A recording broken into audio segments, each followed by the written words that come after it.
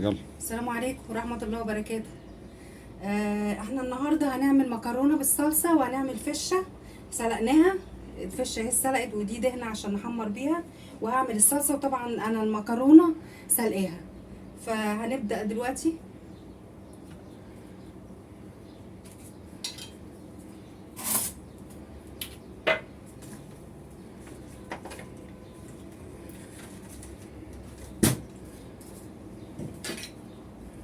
نولع الأول بوتاجاز.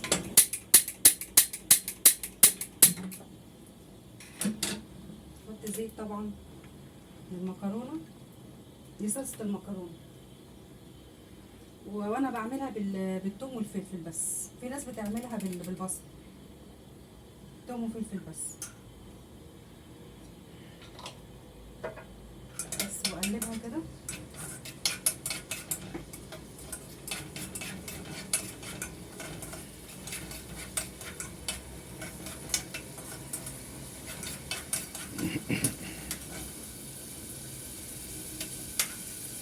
لغايه بس ما ريحتها تطلع،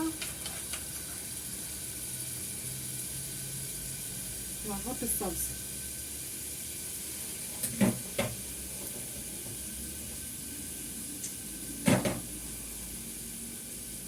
الصلصه متفرزه طبعا، فانا هحط منها كده. هاخد منها حبه كده او احطها كلها. انا بفرز بقى صلصه، بفرز كل الخضار، احطه في الفريزر يبقى سهل. بس كده الصلصه اتعملت، مش صعبه ولا حاجه.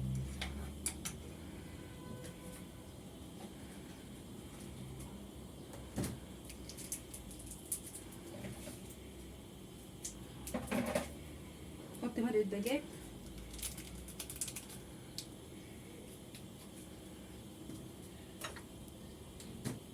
بهارات، بهارات مشكله فيها كل حاجه.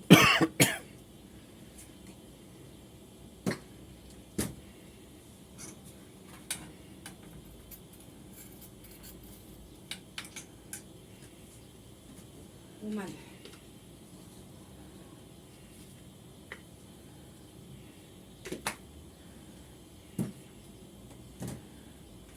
بس كده خلاص.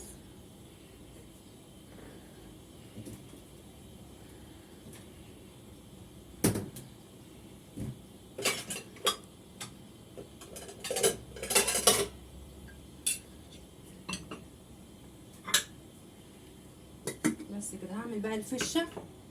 نحط بقى الطاسه كده.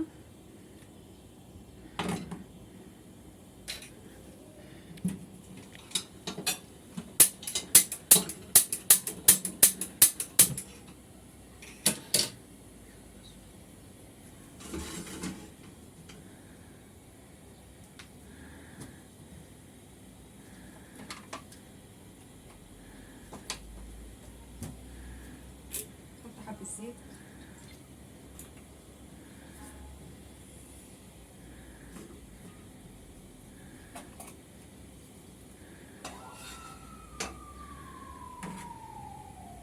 نحط الدهنه الاول.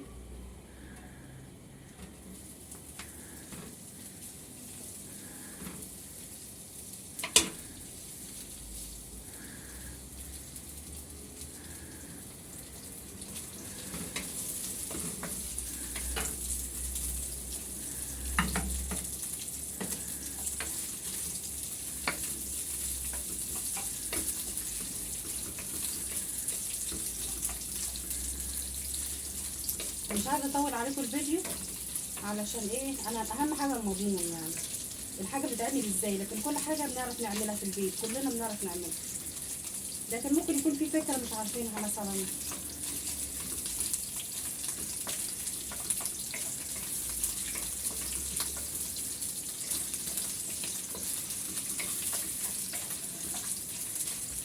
هي الفشه بتبقى اخف من الكبده، في ناس بتحبها وفي ناس ما بتحبهاش.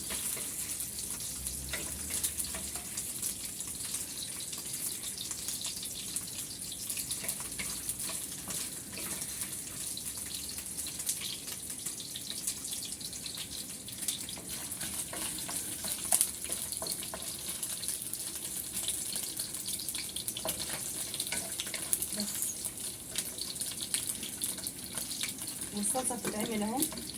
الناحيه التانيه نحط عليها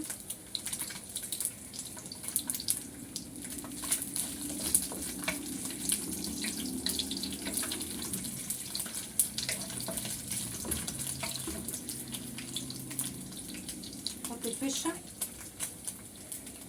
عشان ايه ما تتحرقش كده.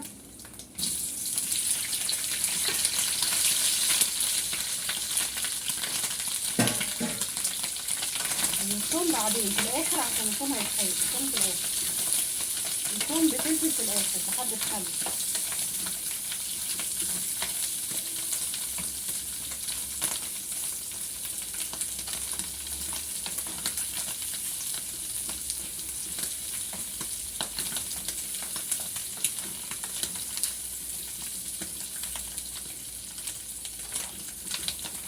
تاخد لون، بس تاخد لون ما تنشفش.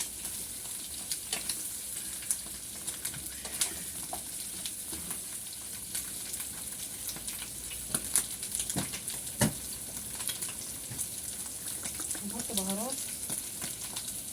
البهارات ده فيها كله، فيها كل حاجه.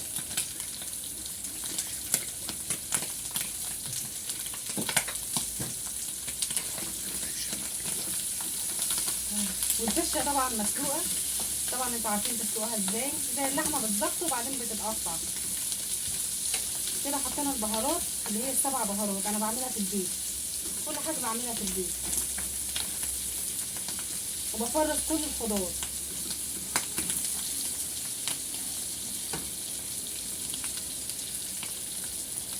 بس الصلصه لسه نقلبها. الصلصه بتتعمل، والصلصه بعملها في البيت، كله في البيت.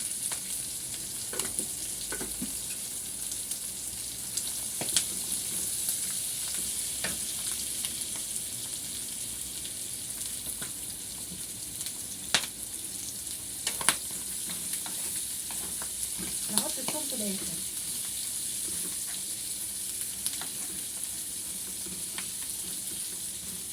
ما ننشفهاش عشان ايه ما تبقاش ناشفه على الجو.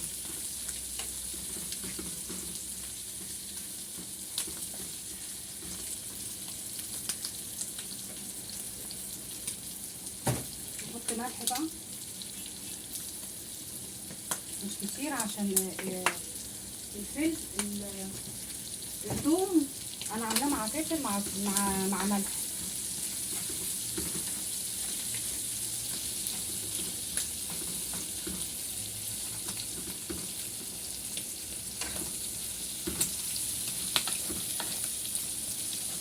بس هي قربت اهي والصلصه، كل حاجه بتاخدش وقت ما دام الحاجه جاهزه.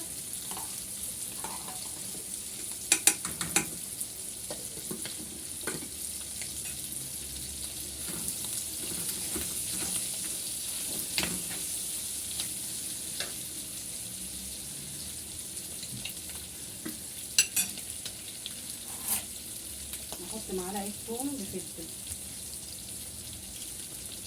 ده عاملاه وحطاه في التلاجة برضه.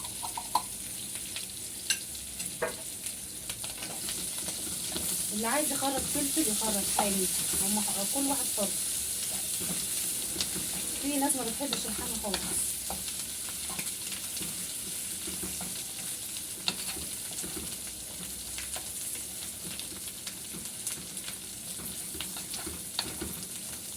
يا ريت تدخلوا قناتي وتشجعوني عشان افضل مستمره، وهعمل لكم كل يوم ان شاء الله فيديو. يا ريت يا رب يعجبكم. ادعموني بلايك بقى.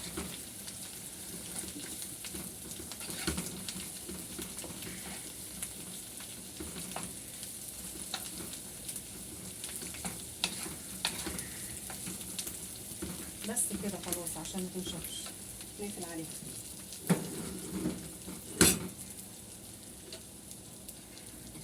الصلصه خلاص قربت اهي.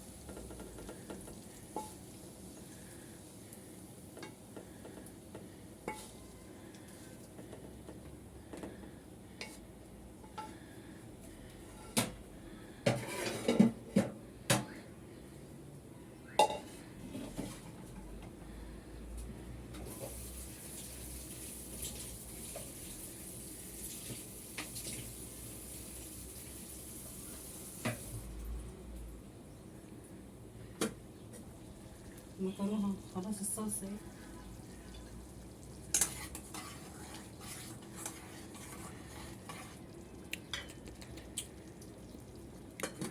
بس.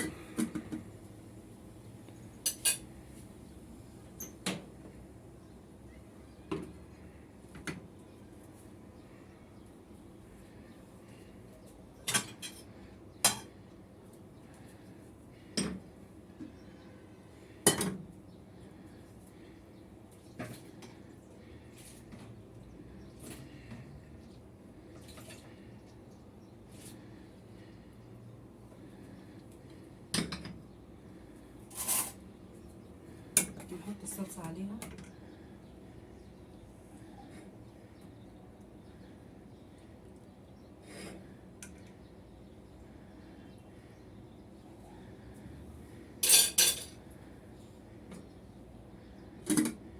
مكرونه بالصلصه وفشه، دي اكلتنا كانت النهارده، يا رب تعجبكم.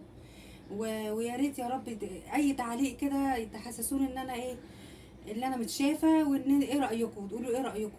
يلا سلام عليكم.